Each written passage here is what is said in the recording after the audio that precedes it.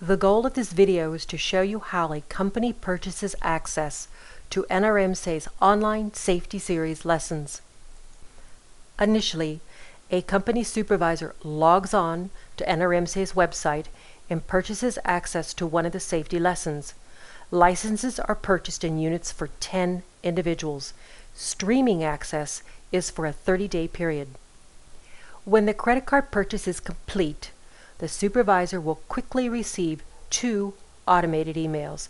The first one looks like this. It confirms his or her purchase and starts the 30-day time clock.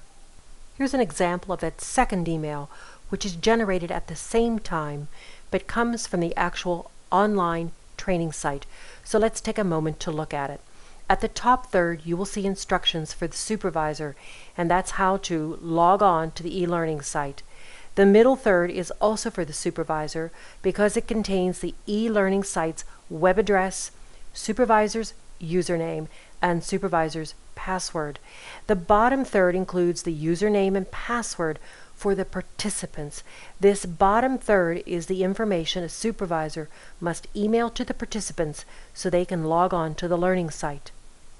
We just want to stress that the logon system is easy and intuitive.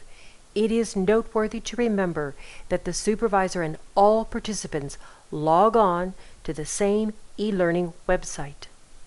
And a supervisor and all the participants have the exact same username. The only thing that is different between the supervisors and participants' logon process is their different passwords, and that's because a supervisor's password opens his record-keeping system that shows who has completed what lesson. This is what the logon page will look like for both the supervisor and participants.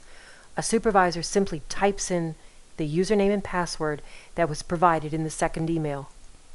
Equally important, the supervisor must also check that supervisor's box on the screen, because until that box is checked, participants can't log on. And at the same time, checking this box links participating employees to this specific log. Once the supervisor logs in, a new screen will automatically pop up where she will be asked to confirm her email address. This sets up her ability for her to email herself the employee's participation report. So what happens if the person who paid for the training is not going to manage it? For example, let's say someone in accounts payable actually makes the credit card purchase. Here's where the purchaser can delete her email and type in a new one. Perhaps it would be the company's safety manager's email. Then from this point forward, only the safety manager will be able to access the training records. Once the supervisor emails the chosen participants instructions how to log on to the learning site, they can do so from any computer, any time of the day. If a participant is at a remote plant where internet access could be very problematic, that person can log on at another location, perhaps at another plant, perhaps at home, perhaps in a public library.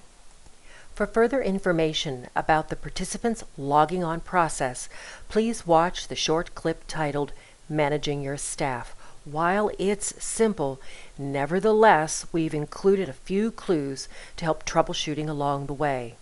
And to learn more about NRMCA's learning programs and how to use the simple online system, please contact Jacques Jenkins. He can help you navigate through NRMCA's products and website.